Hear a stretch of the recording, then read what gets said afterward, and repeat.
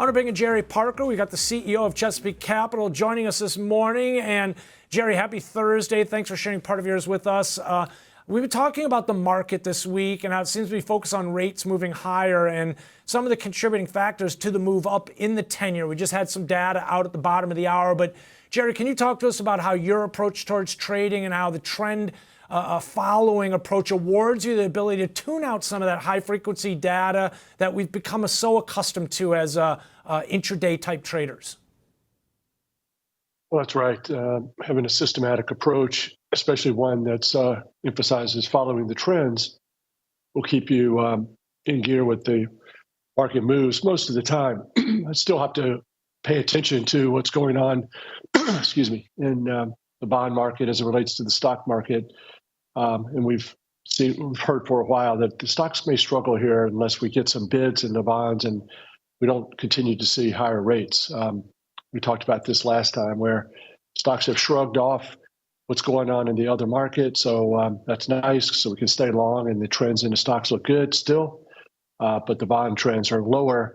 And that probably discrepancy needs to be reconciled and hopefully in the favor of lower rates.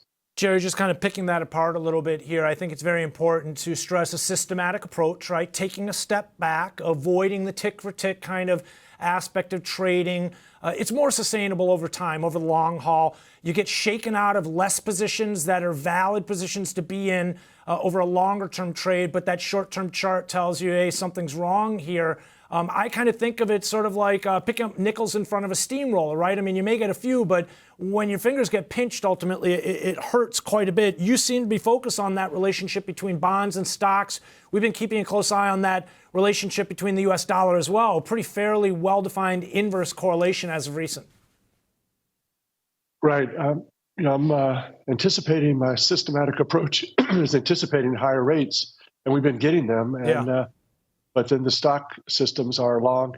And so it seems to be a contradiction here. Maybe we can have it both ways. We'll see something we haven't seen a lot, and that is the stock market shrugging off the higher rates. I'd like to see this keep going, but I doubt if it's going to be the case. Jerry, in terms of that contradiction, have it both ways, I feel like it could be stacking up for one of those trades that you talk about, right, where the broader market kind of gets a little bit over exuberant, a little bit over positioned in one direction, and that counter initiative or counterintuitive type trade becomes the real, it starts to build some momentum, right? I mean, what if we are in an environment where the Fed's going to have to shift again here? If we do revisit that 5% peak that we saw in the 10-year from last October, I mean, that would create quite the turning of the tides. Who is it? I think it's Buffett who says that when the tide rolls out, we get to see who's swimming without their shorts on.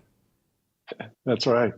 Well, it's an election year, and we've heard statistics about how that just is almost a guarantee that stocks are going to be fine or go up. So what magic can the Fed pull out of its hat to continue to fight inflation and to let the rates do what they want to do, it seems like.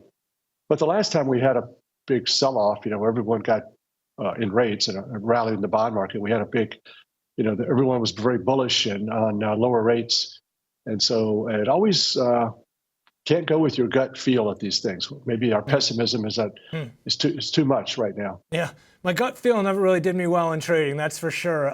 The systematic approach did a lot better, right? And also had a lot less emotion associated with it. That gut feel was very difficult to try and quantify. Let's talk about taking losses, right? When a system tells you to, it's very important. When we've talked about how loss is part of trading and the need to embrace that concept ultimately. I feel like, Jerry, as I look back on my trading history, the losses that have really stuck with me, I've completely forgotten about those smaller little morsels, those kind of chip away losses that you take when the system tells you to get out. The ones that stick with me are the ones where I've been stubborn, fought it, and really just dug my heels in ultimately. I mean, I can remember 3 or 4 big trades that have gone against me in a severe fashion, and that was the reason why I remember them, I feel like, is because I didn't listen to the system. Oh, that's right. Taking those small losses is a key. I think it's worth remembering that when we talk about the small losses, it's actually a loss on a trade. So we put a trade on, we take a small loss, we're preserving our capital. It's really an unemotional decision.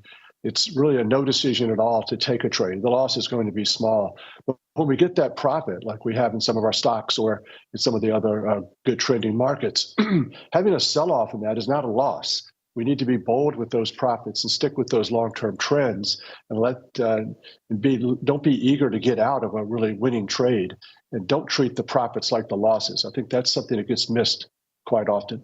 Yeah, absolutely. I revert back to reminiscences of a stock operator and that passage that part of the book that talks about how human nature, right, to hope that your losing trade turns into a winner and fear that your winning trade is going to turn into a loser, and the necessity as a trader to turn that around or be prolonged and profitable over a period of time, a sustained period of time. Hey, Jerry, appreciate you joining us here. We're going to continue to watch some of these existing trends and focus on trying to take advantage of them through the lens that you provide us here. It's really helpful. Jerry Parker, CEO of Chesapeake Capital, talking about, again, this longer-term approach, trend-following trading.